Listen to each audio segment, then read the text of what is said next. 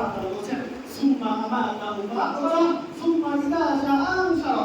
তোমাদের কেউ যখন মারা যায়, সুম্মা আমাতাহু ফাআকবারা, তোমাদের কেউ যখন মারা যায় তোমরা তাকে আস্তে করে কবরে দাফন করে দাও। আমি মুসলিম, আপনি মুসলিম, আপনি কুরআনকে মানেন, আমি কুরআনকে মানি, আমি মুসলিম হিসেবে কেন গর্ববোধ করি? আমি মুসলিম হিসেবে সমাজে কেন আমি মাথা উঁচিয়ে বসি? আমি মুসলিম বলে কেন আমি কাউকে বর্ণনা করি না? এজন্যই আল্লাহ বলেছেন সুম্মা আমাতাহু ফাআকবারা। মুসলিম থাকতে আমাদের সম্মান আল্লাহ দিয়েছেন, মুসলিম থাকতে আমাদের ইজ্জত আল্লাহ দিয়েছেন, মুসলিম হলে আমার পুরো পৃথিবী ক্ষমতাটা আল্লাহ আমার হাতে এনে দিলেন। এখানেই তো শেষ নয়, সুম্মা আমাতাহু ফাআকবারা।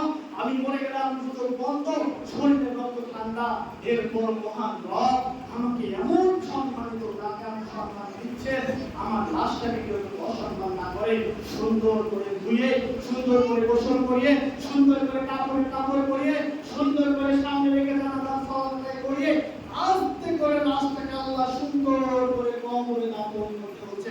আল্লাহ বলেন সুম্মা আমাতাহু ফাআকবারা। কেউ